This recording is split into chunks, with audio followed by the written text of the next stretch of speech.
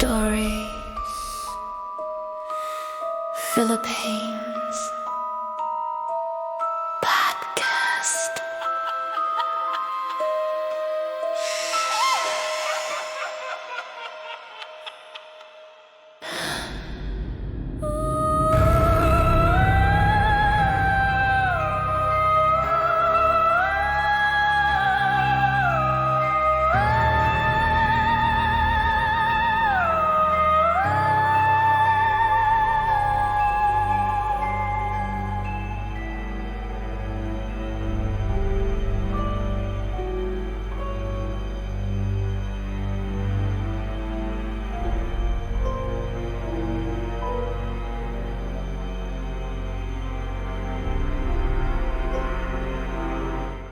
The flickering bulb in the abandoned rectory cast long, skeletal shadows that danced with the night wind rattling the window panes. Can you imagine a corruption so deep it stains the very walls of a holy place? A betrayal so profound it traps the soul of the betrayer? It is a frightening thought to consider that the very people we trust to guide us toward the light can sometimes become the deepest shadows themselves. But tonight we delve into a story whispered in the halls of faith. A tale of a holy vow broken and a spirit eternally bound to the darkness it embraced. This is a journey into the heart of spiritual corruption and its chilling afterlife. Please be advised that the narratives in this episode explore themes of spiritual betrayal and paranormal horror which may be unsettling for some listeners. We invite you to proceed with caution and judgment. I am Paul and you are listening to Stories Philippines podcast. The year was 1967, a time of idealism and fervent devotion. The Philippines was undergoing a period of intense post-war rebuilding, both physical and spiritual. Catholicism was a bedrock of the national identity, a source of comfort and moral guidance. In the small quiet town of San Pedro, nestled in the foothills of Mount Banahaw in the province of Quezon, the rectory of the parish of St. Michael stood as a beacon. Its stone walls, cool and thick, seemed to breathe a silence that promised sanctity. This rectory was the home of Father Leandro. Father Leandro was a man of impressive stature and an even more impressive oratorical skill. His sermons were legendary. They spoke of the purity of the soul and the strength found in piety. He carried himself with an air of almost severe righteousness, a man who seemed to have perfectly conquered his own human frailties. The parishioners adored him. His face, with its chiseled features and perpetually serious expression, was a fixture of trust. He was elevated and respected. He was a symbol of unwavering faith. But beneath the vestments and the eloquent words, a different heart was beating. A heart that was slowly, insidiously giving in to the temptations of the world. It began subtly, as these things often do, with a taste for finer things, a preference for the rich wine over the simple, a quiet but persistent request for better accommodations and more substantial funds for parish projects. The local town council, which was predominantly devout, readily complied. The money flowed, and with it flowed a darker ambition in Father Leandro's soul. This kind of spiritual rot is not unique to the Philippines. Globally, the history of religious institutions is peppered with tales of corruption. Think of the 1980s televangelist scandals in the United States, where the gospel was mixed with greed. Or even further back to the medieval church in Europe, where the sale of indulgences promised a shortcut to heaven for a price. The theological term for this is simony, the act of selling church offices and roles, a dark transaction that puts a price on the sacred. It is a terrifying testament to human nature that even the most sacred oaths can be twisted by the desire for earthly power and wealth. In the shadows of Mount Banahaw, this creeping corruption found a fertile ground. Banahaw is no ordinary mountain. It is a deeply sacred place considered by many Filipino mystics and religious sects, a holy mountain, a new Jerusalem. It is a place where faith is raw and sometimes syncretic, a blend of Catholic devotion and ancient animistic beliefs. Folklore speaks of the mountain being a spiritual vortex, a place where the veil between worlds is thin. The anitos, or nature spirits, are said to reside there, along with more benevolent figures. But where there is light, there is always a shadow.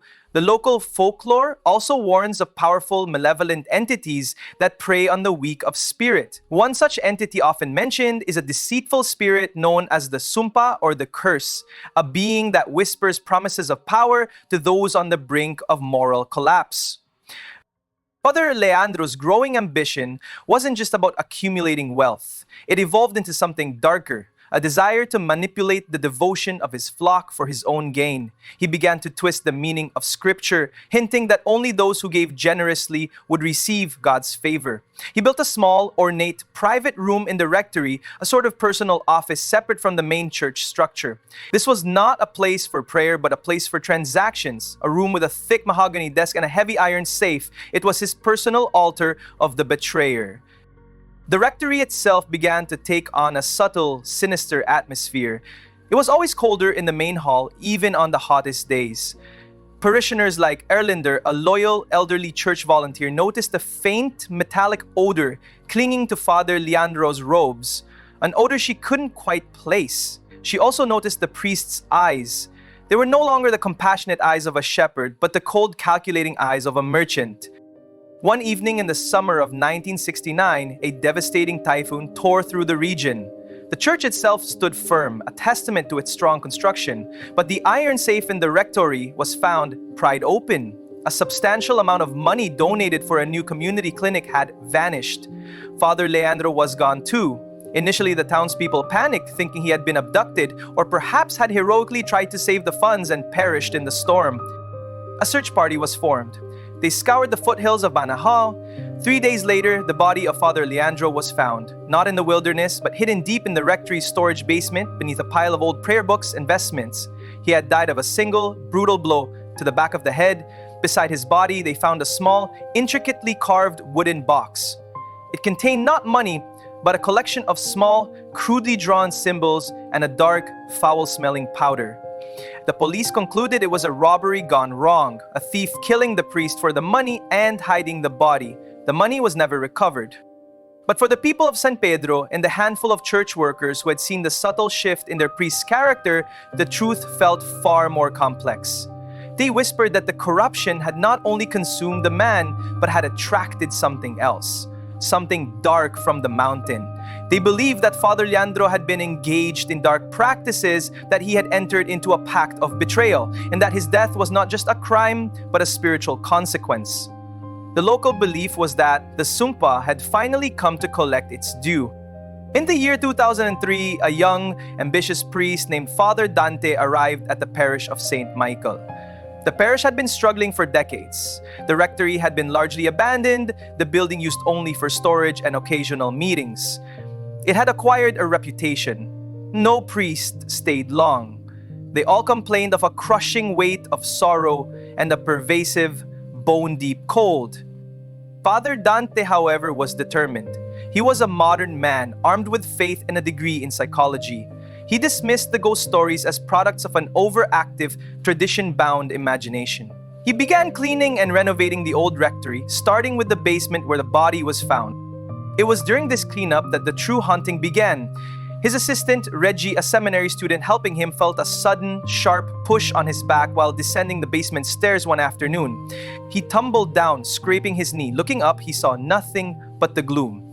A few nights later, Father Dante himself was awakened by the distinct, heavy sound of a safe door being opened and closed repeatedly, coming from the abandoned office on the ground floor, the former Altar of the Betrayer. When he checked the room, it was empty, and the safe, which had been permanently sealed years ago, was undisturbed.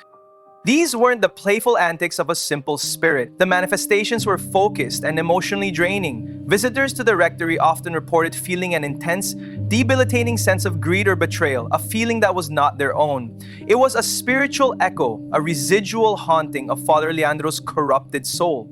The essence of his last moments of covetousness and spiritual despair seemed to cling to the very fabric of the building. The phenomenon of residual haunting has international parallels. In many cultures, from the ancient Greeks to modern Western paranormal researchers, there is the concept of a powerful emotional event imprinting itself on a physical location.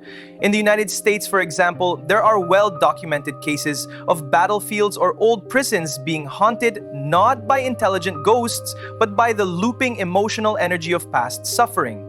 The scientific explanation for this often touches on the idea of stone-type theory, a fringe concept that suggests certain materials like stone or brick can record electromagnetic or psychic energy, much like a video recorder.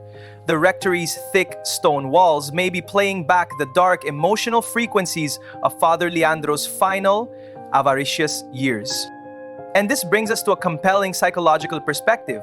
Was Father Leandro haunted by an external entity like the Sumpa, or was his final state a form of profound psychological and spiritual breakdown? The shame of his actions, the fear of exposure, the crushing weight of his broken vows could have driven him to a dark, isolated place. His spirit is perhaps less a supernatural being and more a psychological trauma loop, a mental echo of a man consumed by his own shadow self. The ghostly manifestations are the externalization of a man's eternal, self-inflicted guilt. Yet the presence felt by Father Dante and Reggie felt too purposeful, too malevolent to be a mere echo. One evening, a paranormal investigation team, which Father Dante reluctantly agreed to host, brought their equipment into the rectory. They set up EMF meters, which measure electromagnetic fields, and digital audio recorders. They found a persistent, inexplicable spike in the EMF readings localized around the former priest's office. On one of the audio recordings, a clear, raspy whisper was captured. It was not a language, but a sound of desperate pleading, followed by an almost sickening, low chuckle. When the investigator Arnel, a staunch skeptic, tried to debunk the sound by saying it was likely an outside noise or interference, the lights in the room went out, plunging them into darkness.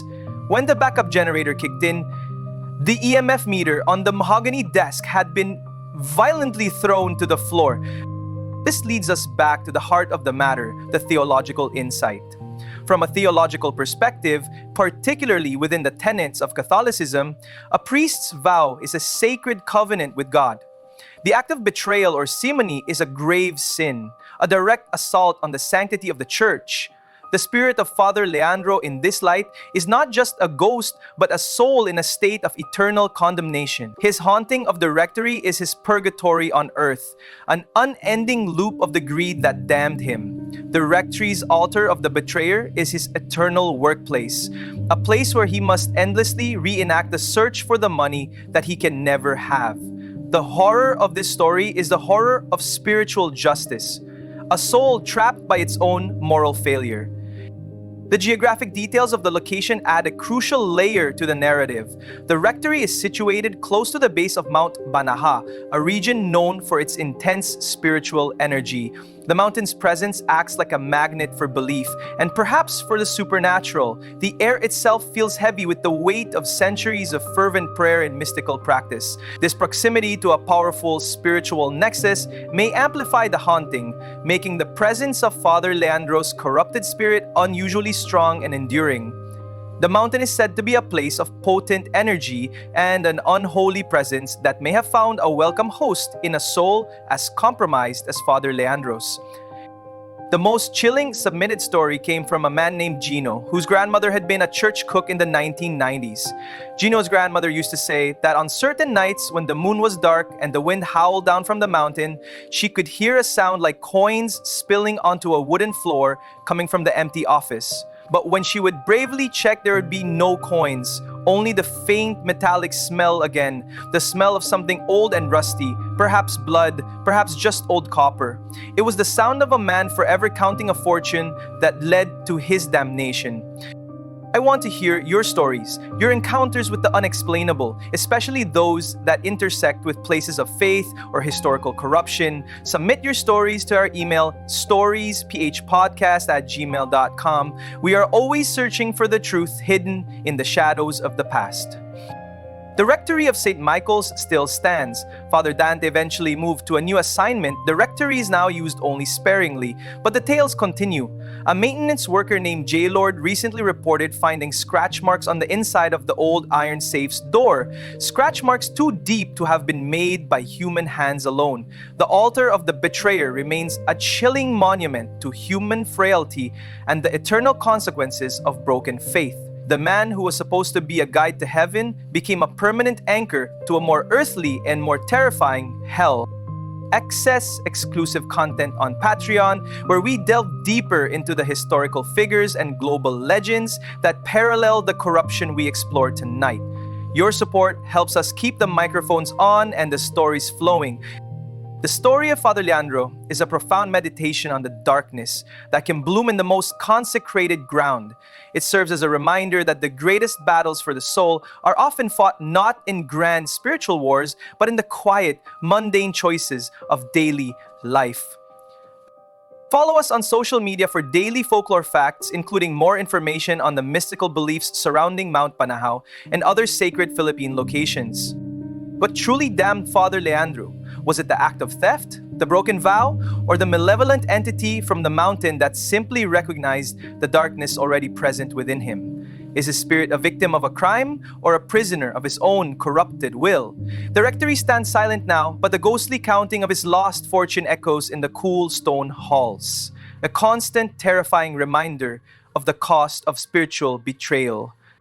And we invite you to find the show notes and support options in the description of this episode. Your listenership means the world to us.